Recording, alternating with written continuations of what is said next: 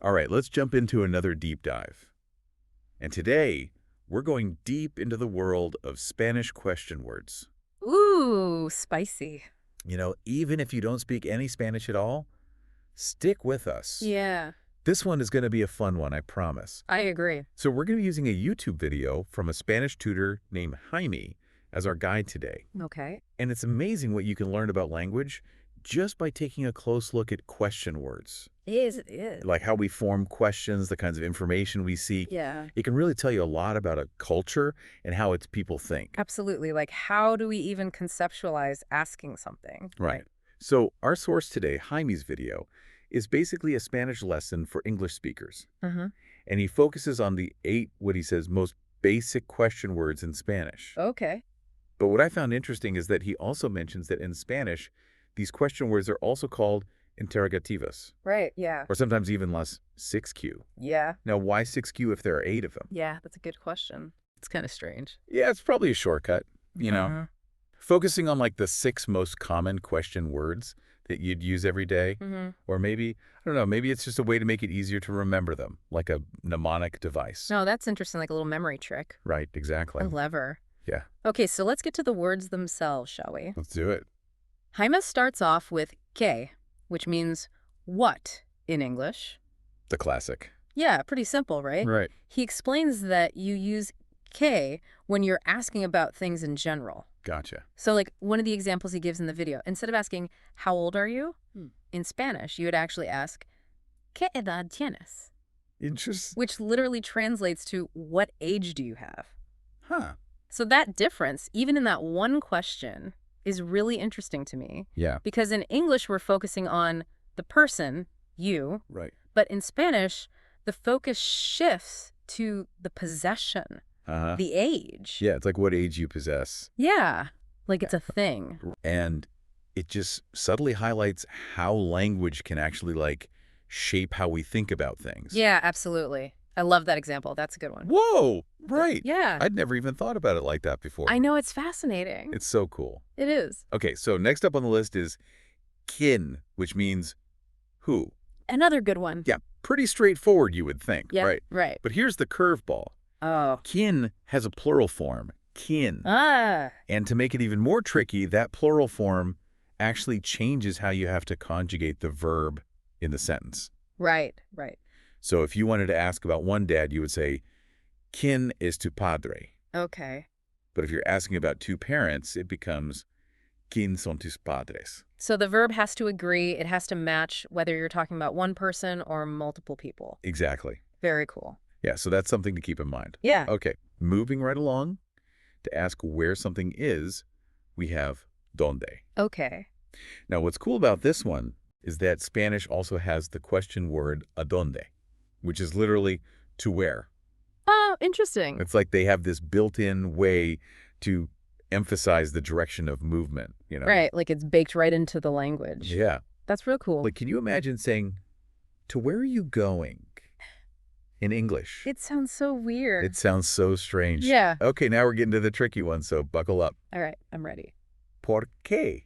Which means why. The dreaded why. Now, what's interesting about this one is that it's two separate words, Okay. and it has an accent mark over the E. That little tilde. Yes, and that's super important because porque, written as one word without the accent mark, means because. Oh, that's right. It's like the difference between let's eat grandma and let's eat grandma. Oh my gosh, I love that. Punctuation can really change things. That's hilarious. Right. One tiny accent can make all the difference. Absolutely. So Jaime gives a good example in the video. He says, ¿Por qué te vas?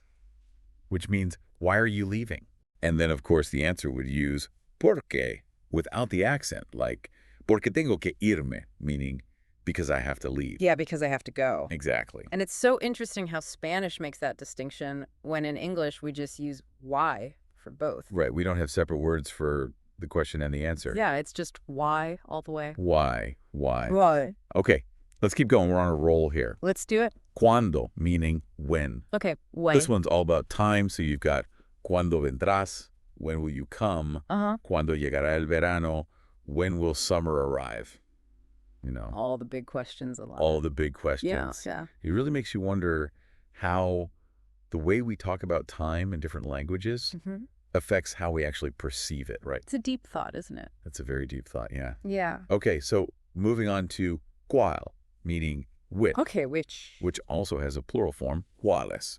Jaime makes a point in the video to stress that cuál is for asking about specific information, like you're asking for a specific item, Gotcha. from a set of possibilities. So, for example, when asking someone's name in Spanish, Okay. you would use ¿Cuál es tu nombre? Instead of ¿qué? So not what is your name, but which is your name. Yeah, apparently using ¿qué there would just sound weird Interesting. to a Spanish speaker. It's like they're asking you to pick your name out from a lineup.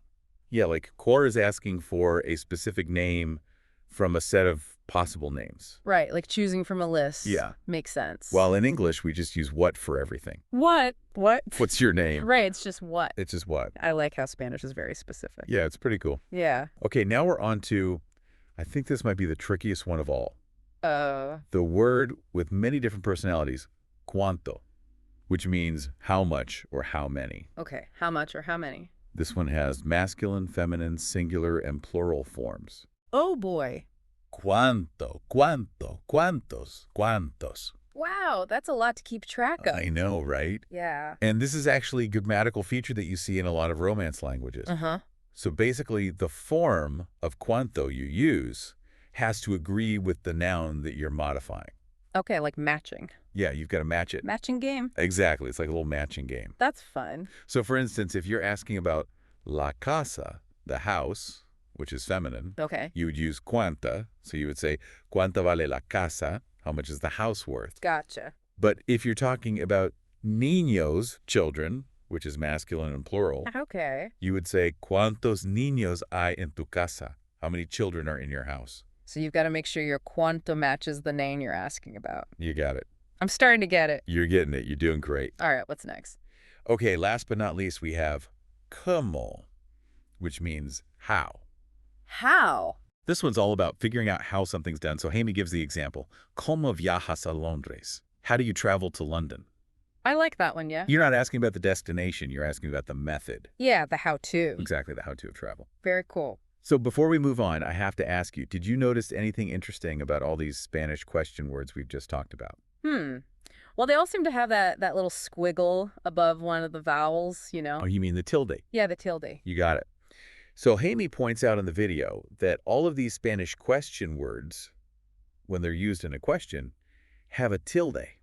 Fascinating. And it's not just about stressing the right syllable when you say the word out loud. Right. The tilde actually visually marks them as questions. Like it's a little flag saying, hey, this is a question. It's like a secret code. It's like a secret code for making your questions extra clear. I love it. Right. So, to recap what we've learned so far. All right, let's read. We've got qué for what, quién and quiénes for who, dónde for where, por qué for why, cuándo for when, cuál and cuáles for which, cuánto in all its many forms for how much or how many, and cómo for how. It's like a mental checklist for any aspiring Spanish speaker. It is. Awesome. And, you know, in the video, Jaime really encourages viewers to actually use these words in real sentences. Good advice. He says that's the best way to really understand them, you know? Oh, absolutely. You can't just memorize words. You have to use them. Right. Like, get them out there in the wild. Exactly. You got to practice. That's the key. Yeah, use it or lose it.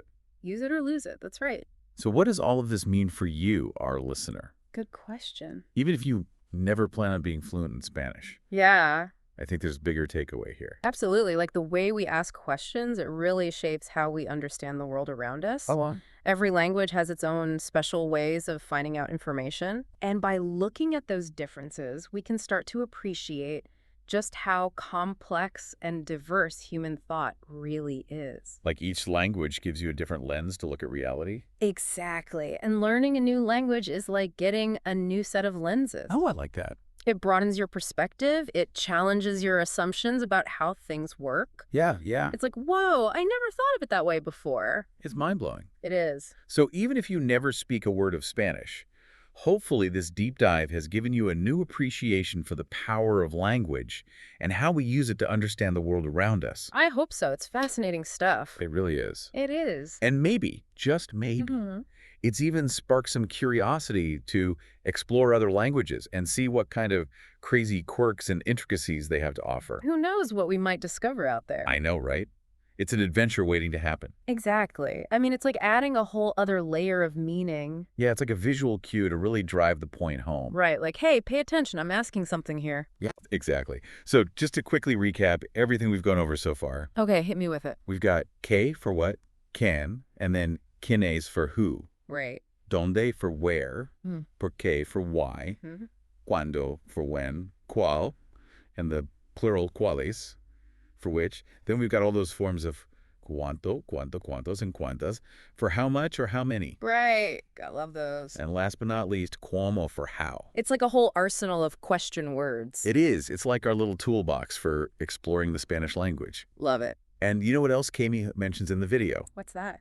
He really emphasizes the importance of actually using these words Oh, yeah. in real sentences. Of course, you can't just learn them in isolation. Right, like get out there and practice. Exactly. You got to use them in context. He says that's the best way to really get a feel for them. He's absolutely right. Like you can memorize all vocabulary you want. Yeah, you can make flashcards and everything. Right, but until you actually start using the words. Yeah, in real conversations. It's not going to stick. Exactly. You've got to put them into practice. So thinking about all this, what does it really mean for you, the listener?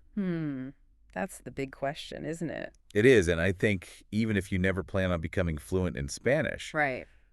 there's a big takeaway here. Oh, absolutely. Like the way we ask questions, Yeah. it really shapes how we understand the world around us. It's like we're constantly framing our reality. Exactly. Oh. And every language has its own unique way of doing that, you know? It's like each language gives you a different set of tools for exploring the world. That's a great way to put it, like different lenses for looking at reality. Right. And so by paying attention to these differences, Oh. we can start to appreciate just how diverse and complex human thought really is. I love that. It's a whole new world opens up. It really does. So even if you never actually speak a word of Spanish, yeah, hopefully this deep dive is at least giving you a new appreciation for sure. for the power of language It's incredible how much it influences us. and how we use it to understand the world around us. Absolutely. It shapes our entire reality. So who knows? Yeah. Maybe this deep dive has even sparked a little curiosity I hope so. to explore other languages, Right. To see what other crazy quirks are out there. to see what kind of interesting ways they have of asking questions. It's an adventure waiting to happen.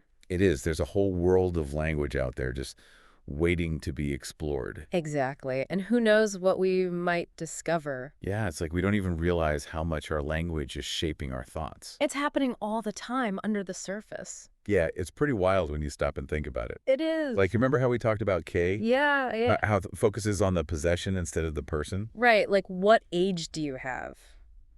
Instead of how old are you? It's such a small difference, but But it changes the whole emphasis. it totally does. It's like in Spanish, the age is almost like this separate thing. Yeah, it's like it has its own existence. Right. It's not just a characteristic of the person. It's something they possess. Exactly. And it just gives you a glimpse into a whole different way of thinking about ownership and identity. Yeah, it's fascinating. And then there's a dónde. Like, Oh, yeah, the to where. it's like they have this built-in way to emphasize directionality that we don't really have in English. It's like they're always thinking about movement, about where things are going. Yeah, it's subtle, but it's there. And it just shows how language can shape even our most basic perceptions of space and time. It's really mind-blowing. It is. So as we wrap up our deep dive today into Spanish question words, Yeah, we want to leave you with a little something to think about. a little food for thought. Exactly. So even if you don't speak any Spanish at all, Right. we encourage you to think about the other languages you might know. Mm-hmm. Do they have any interesting or unique ways of asking questions? It's a great question to consider. Like, how do those linguistic differences actually shape the way speakers of those languages see the world? Yeah, like how does the structure of a question influence the type of answer we're even looking for? Right. It's all connected. It really is. So keep those questions swirling around in your head. Let them simmer. And who knows, maybe this deep dive has sparked a curiosity to explore Spanish or other languages a bit further. You never know what you might find. It's a whole world of discovery out there. It really is. So happy questioning, everyone. Keep those questions coming.